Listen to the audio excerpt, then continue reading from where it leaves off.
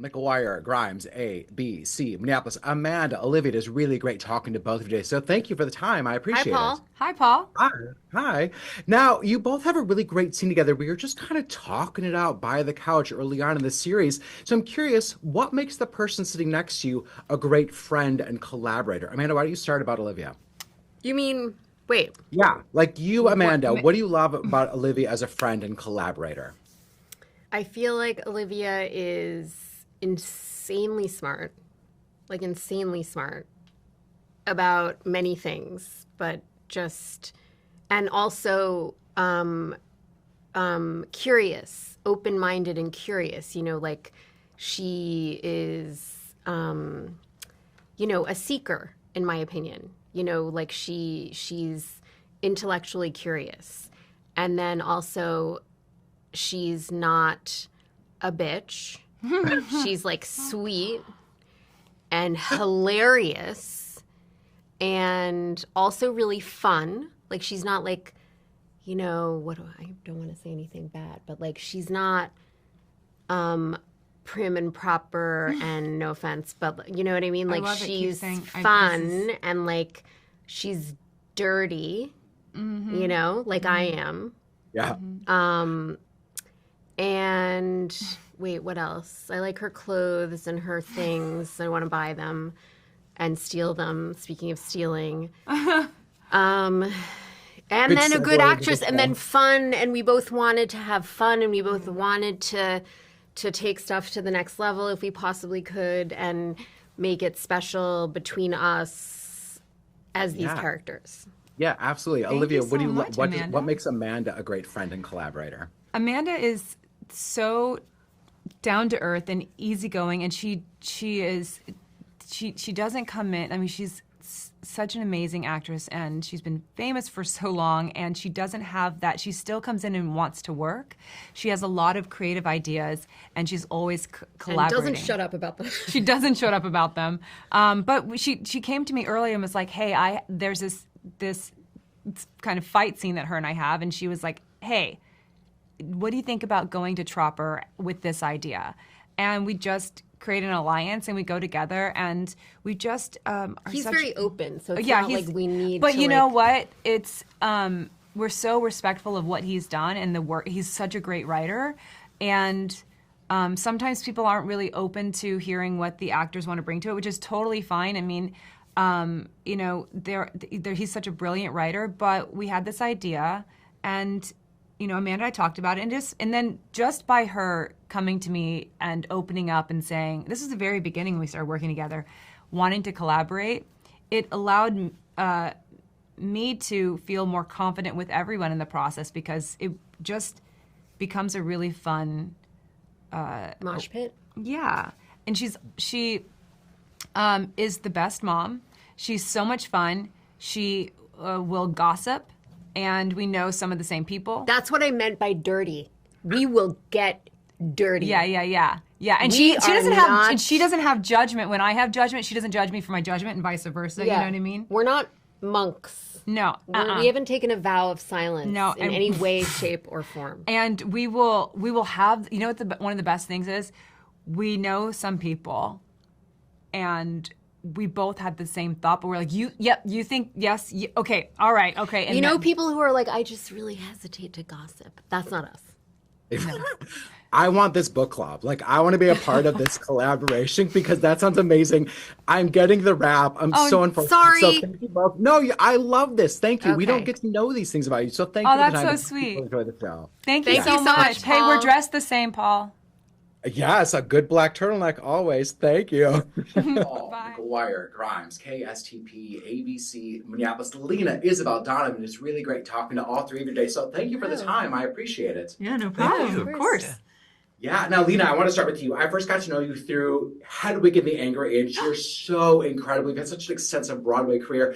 And I love that we get to hear you sing in this series as well. So how did you kind of come up with the type of music she would sing and the sound you would give to your character? Well, what's amazing is that Jonathan Trauber had actually written it in the very first scene that she's sitting on a grass playing guitar, singing Radiohead. And I was like, that was my audition scene. And I was like, oh, that's just so me. Like, of course I'll never book this show. Yeah. You know, when something is really written for a lot of actors, they're like, oh, this part's so me, I'll never book it. Yeah. Like every time, right? And so I was lucky enough to actually book the job. And so then Jonathan was very open to suggestions of songs. I even have an original song in the show, and which is really cool. And Super cool.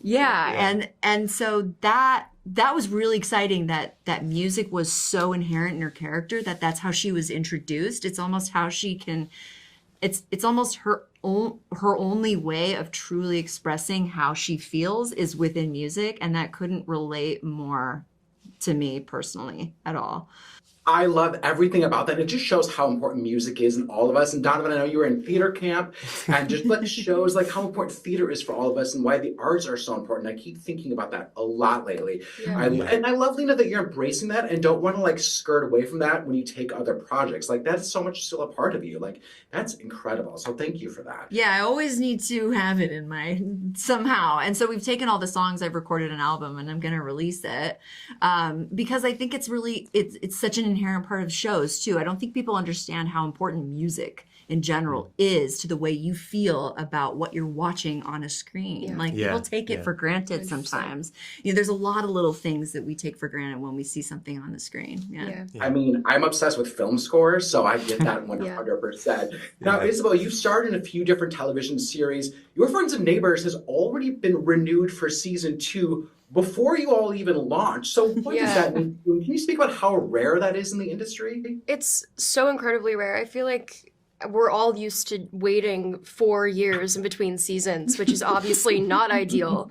It's surreal. I can't believe that we're able to come back this soon and do another season.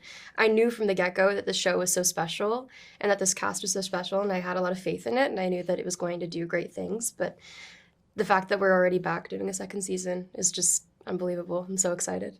Does that mean that you've already started filming season 2, or it's around the bend, or you've already shot it? Can you tease any of that? We're gearing up. Getting into it right Getting now. into it. We're just around the river bend. It's around the Different bend. toes. A little Stephen Schwartz right there, I believe, if I remember correctly. Donovan, how do you? Okay, so one of the big themes I love in the show is this idea of comparing yourselves to the Joneses, or people always comparing yourselves to other people in our life. How do you stop comparing yourself to other actors that maybe you lost out a role to, or that concept? Ooh, I mean, I always try to just totally forget about auditions after I do them. But I can kind of shift the question a bit because I do go to a music school, and there's a lot of comparison and a lot of, what do you call it, just a competition and judgment and going around. I try to stay away from it as much as I can because I know that it doesn't help anybody, and it doesn't really even help you become a better musician yourself. Right. 100%. Lena, how do you respond to that given the time you've been in the industry?